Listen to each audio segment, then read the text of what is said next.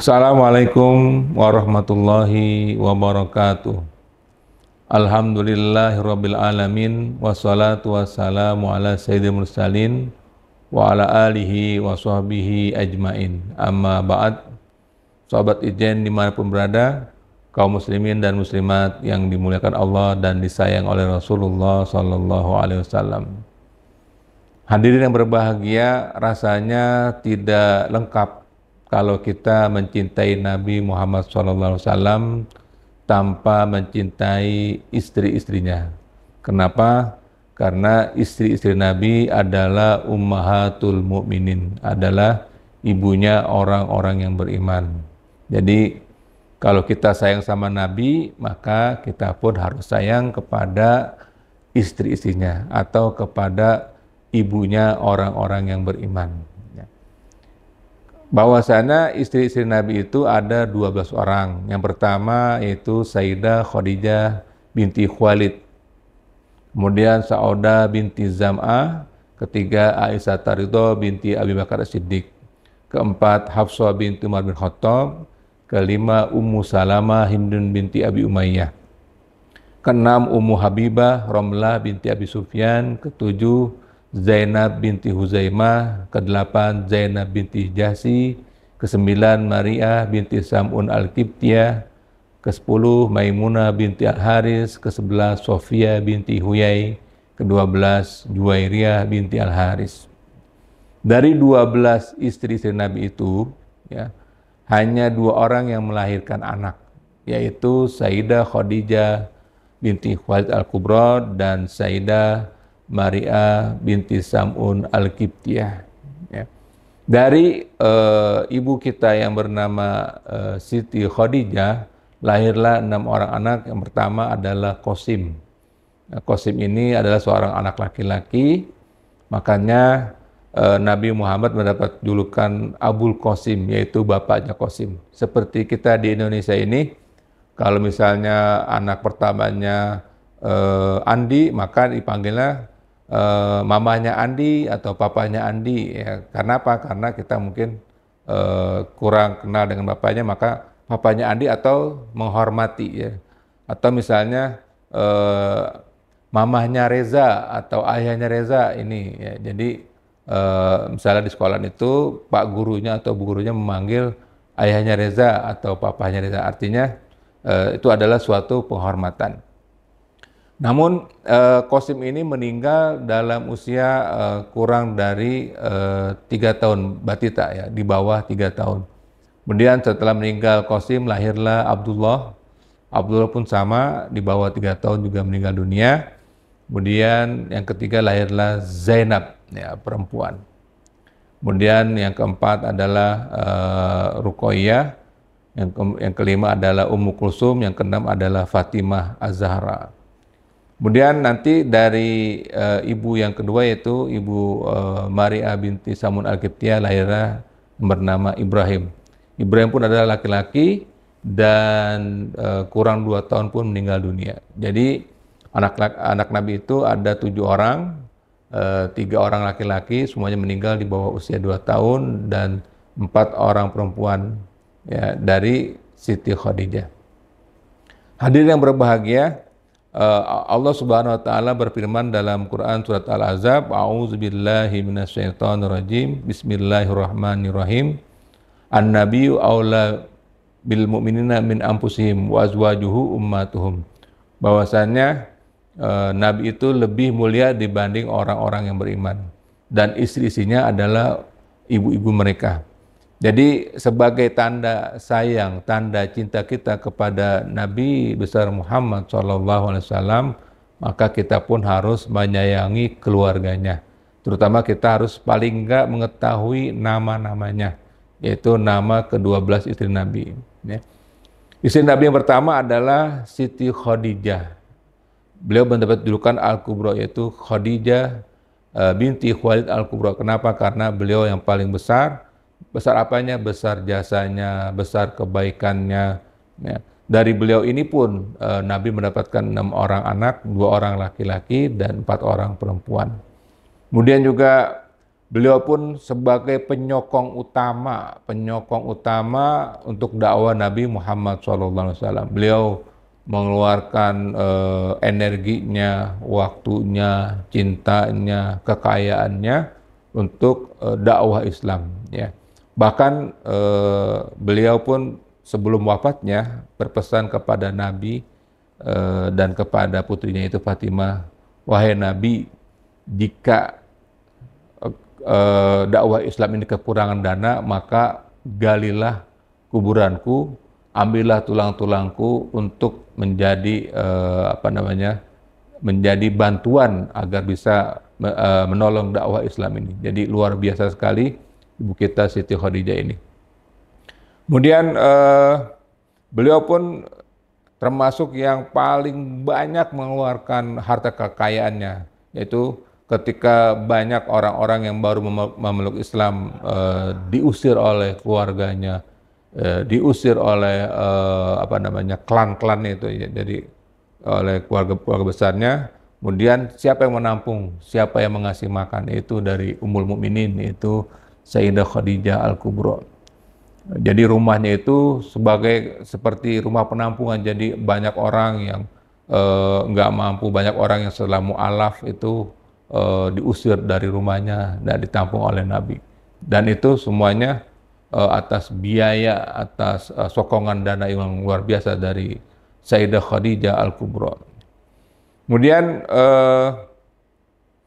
istimewanya lagi bahwasanya Sayyidah Khadijah Al-Kubra ini pun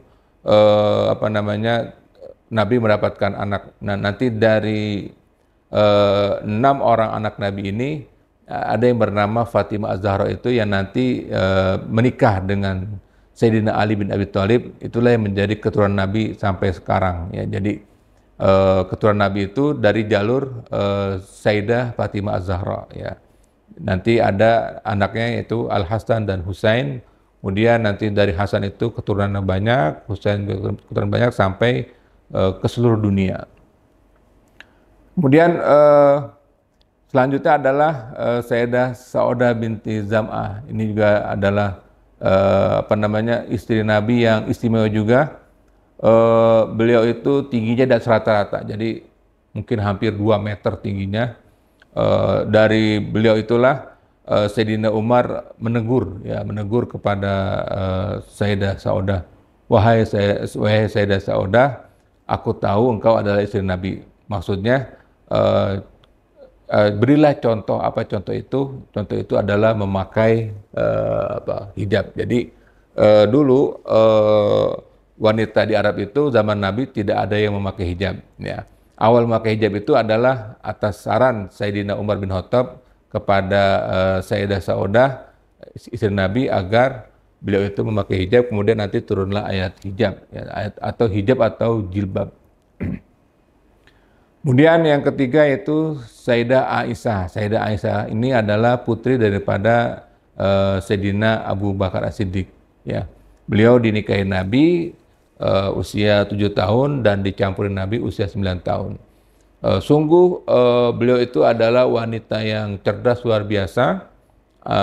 Beliau itu sekali mendengar itu hafal. Jadi sekali mendengar, sekali melihat itu hafal, ingat. Jadi suatu kejadian, suatu ucapan, kalau beliau sudah dengar itu beliau hafal sampai beliau wafat. Jadi makanya dari beliaulah itu kita mendapati banyak hadis-hadis Nabi, ya, terutama hadis-hadis Nabi yang berkaitan di dalam keluarga. Ya. Jadi kita tahu dari Sayyidah Aisyah ini bagaimana cara Nabi tidur, cara Nabi mandi, cara Nabi berpakaian, kemudian cara Nabi duduk, cara Nabi berbicara, itu kebanyakan hadisnya dari Sayyidah Aisyah. Jadi sungguh beruntung kita umat muslimin, kita orang beriman punya ibu yang bernama Sayyidah Aisyah, karena dari beliaulah itu kita mendapati hadis-hadis Nabi yang banyak tentang keseharian Nabi di rumah.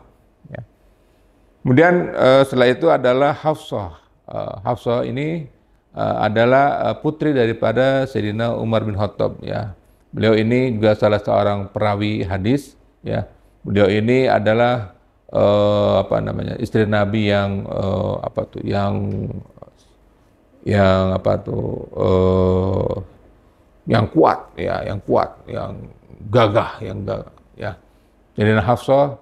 Kemudian Sayyidah Hafsah ini punya adik yang bernama Abdullah. Nah, Abdullah bin Umar, ya. Abdullah bin Umar ini adalah salah seorang perawi hadis yang sangat banyak. Beliau adalah adiknya Sayyidah Hafsah. Sayyidah Hafsah yaitu Ummul Mukminin. Kemudian yang kelima adalah Ummu Habibah. Ummu Habibah Romlah binti Abi Sufyan. Ummu Habibah ini adalah salah seorang putri Abu Sufyan. Abu Sufyan itu dulu adalah penentang Nabi nomor 1 di Mekah. Jadi Abu Sufyan ini adalah salah seorang musuh utama Nabi. Padahal Abu Sufyan itu adalah paman Nabi juga. Kenapa? Karena Abu Sufyan menikah dengan Sayyidah Sofia. Sayyidah Sofia itu adalah kakaknya daripada ayahnya Nabi yang bernama Abdullah. Ya. Abu Sufyan ini musuh nomor 1 Nabi di Mekah. Ya. Tapi ajaibnya anaknya bernama Ummu Habibah, yaitu Romlah binti Abi Sufyan itu menjadi istri Nabi. Jadi ayahnya adalah musuh, tapi anaknya menjadi istri Nabi. Ini suatu hal yang luar biasa. Kemudian ada lagi itu Ummu Salamah. Ummu Salamah itu namanya Hindun binti Abi Umayyah. Ya, Ummu Salamah ini juga salah seorang kerabat Nabi. Karena apa? Karena yaitu suaminya Abu Salamah adalah sepupunya Nabi. Yang unik dari Ummu Salamah ini adalah beliau ketika dinikahi Nabi anaknya 8 orang, ya. Jadi ketika dinikahi Nabi anaknya 8 orang. Kemudian Nabi menikahinya, kenapa? Karena suaminya itu Abu Salamah wafat dalam peperangan, ya. Jadi Nabi menikahi Ummu Salamah adalah untuk menjaganya dan menjaga anak-anaknya, yaitu yatim 8 orang itu. Kemudian setelah itu adalah Zainab binti Huzaimah. Zainab binti Huzaimah ini adalah orang kaya, dermawan, yang sangat dermawan sampai dijuluki sebagai Ummul Masakin, yaitu ibunya orang-orang miskin. Jadi Zainab binti Huzaimah ini adalah orang yang sangat luar biasa dermawannya, sampai mendapat julukan Ummul Masakin, yaitu ibunya orang-orang miskin. Kemudian selanjutnya adalah Zainab binti Jahsy. Zainab binti Jahsy ini adalah sepupu Nabi, ya. Ini juga luar biasa. Kenapa? Karena Zainab binti Jahsy dinikahi oleh Allah. Jadi Allah menikahi Zainab binti Jahsy kepada Nabi Muhammad. Kenapa Allah langsung yang menikahi Zainab binti Jahsy dengan Nabi?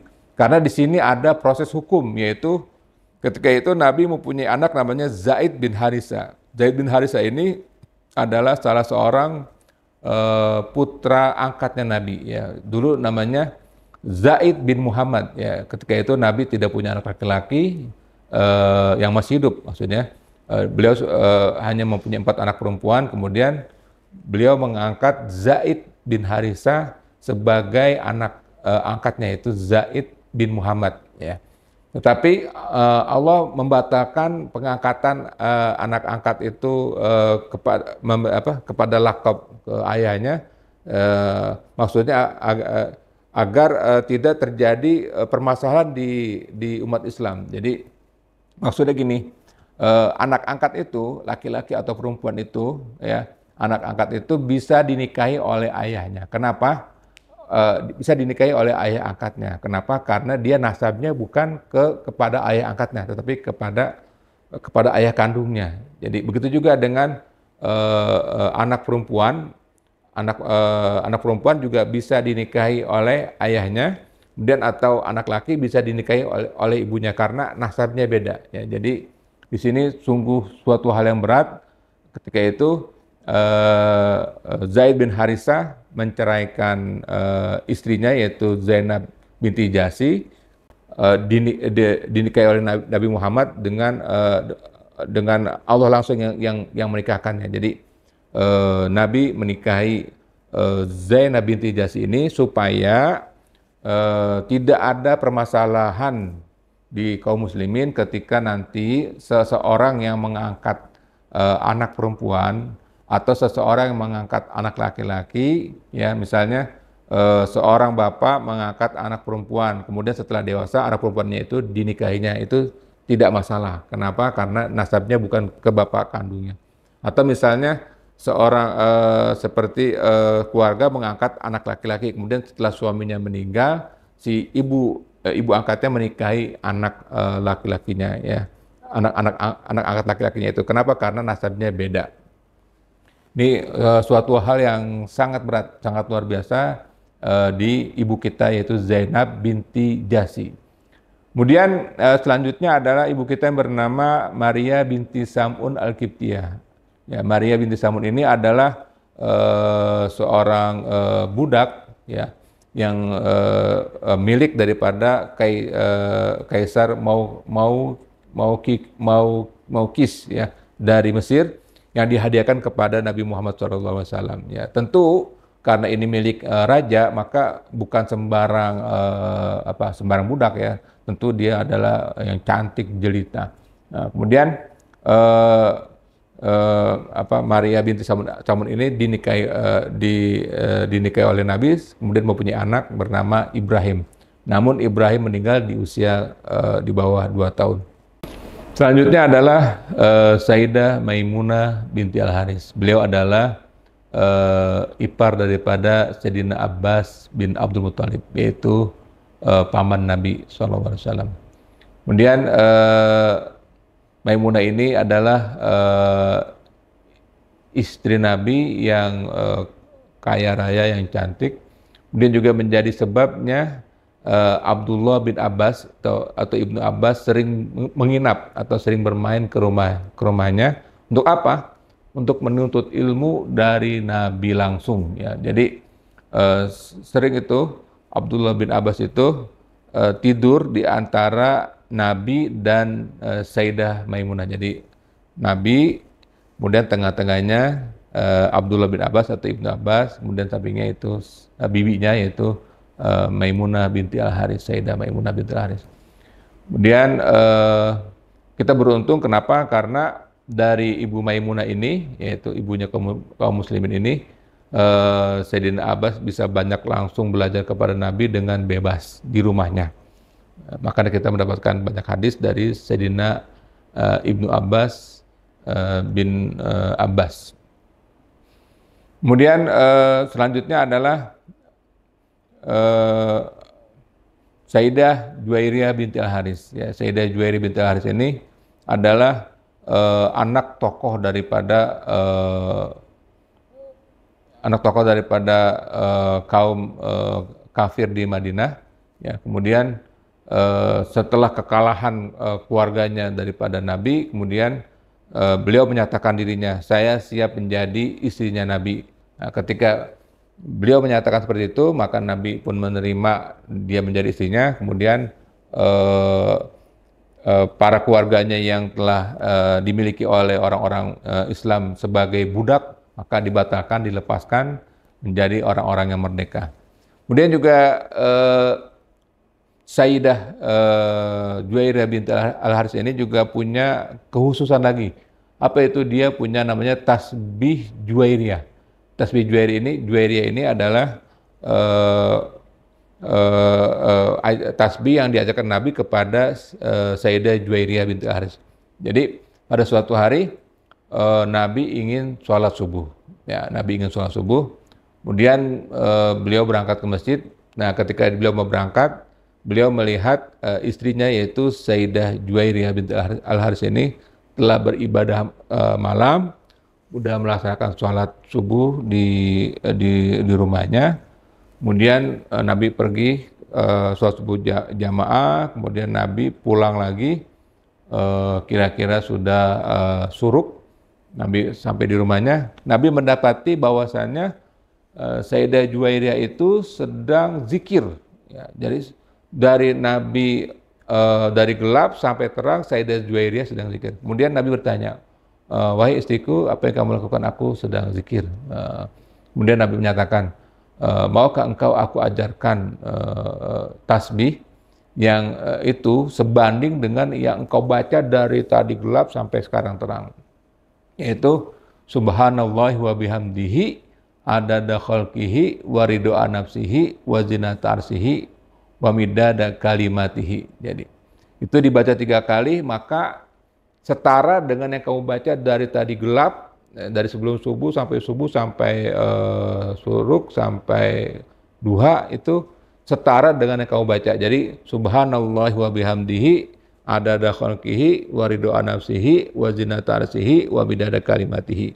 Dibaca itu 3 kali, maka itu luar biasa nilai pahalanya. Setimpal dengan bacaan yang kita baca dari malam sampai waktu duha. Selanjutnya yang ke-12 adalah ibu kita yang bernama Sofia binti Huyai. Jadi 11 orang istri Nabi adalah orang Arab, satunya adalah orang Yahudi, yaitu Sofia binti Huyai. Sofia binti Huyai ini adalah anak orang yang terhormat, maksudnya anak pendeta. Kemudian juga suaminya adalah seorang pendeta juga, pendeta Yahudi.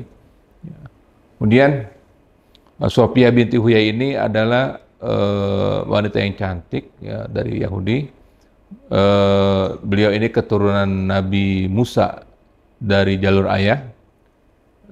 Kemudian dari ibunya keturunan Nabi Harun. Jadi Nabi Harun dan Nabi Musa. Ya, beliau ini pernah tidak disukai oleh istri-istri Nabi yang lain yang Arab.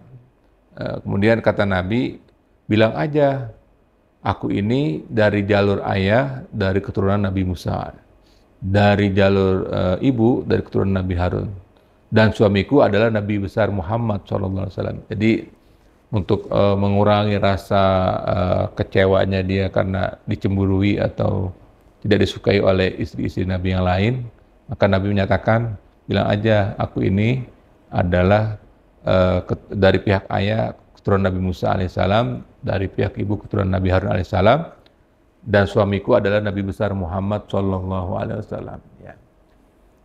Sofia binti Huyai ini ada ceplakan ada tanda bekas tempelengan jari ya. Dari suaminya, dari mantan suaminya. Jadi ketika itu pagi-pagi setelah bangun tidur, Sayyidah Sofia ini bercerita kepada suaminya, wahai suamiku, semalam aku bermimpi aku kedatangan bulan purnama. Kemudian langsung ditempeleng oleh suaminya. Ya. Kenapa suaminya marah menempeleng istrinya? Karena bulan purnama itu adalah lambang Nabi Muhammad SAW. Jadi di kitab Taurat itu Nabi Muhammad itu dijuluki matahari, dijuluki bulan. Jadi Nabi Muhammad itu kesempurnaan. Jadi anta samsun, jadi Nabi Muhammad itu adalah matahari.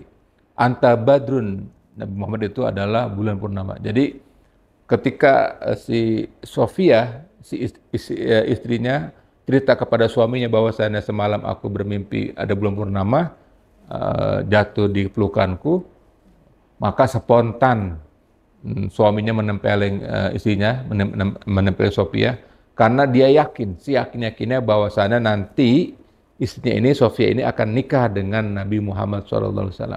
Kenapa dia yakin seperti itu? Karena bulan purnama itu adalah kode daripada Nabi Muhammad SAW. Matahari pun juga kode dari Nabi Muhammad SAW. Karena Nabi Muhammad itu bukan bagaikan, tapi Nabi Muhammad itu adalah matahari. Anta samsun, bukan anta kasamsu, bukan.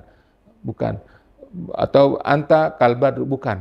Jadi Nabi Muhammad itu samsun, badrun. Nabi Muhammad itu adalah matahari, dan Nabi Muhammad itu adalah bulan purnama. Itu apanya? Kesempurnaannya, cahayanya yang terang benderang menyinari kegelapan, yaitu daripada kejahilian, daripada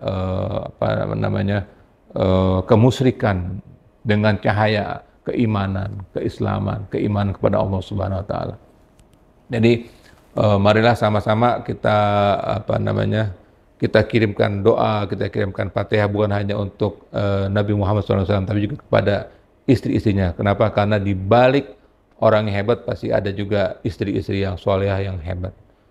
Demikian penjelasan tentang istri-istri Nabi. Mudah-mudahan kita menyintainya, karena ini adalah perintah juga daripada Allah Subhanahu Wa Taala dalam Quran surat Al-Ahzab ayat 6. Demikian, Assalamualaikum warahmatullahi wabarakatuh.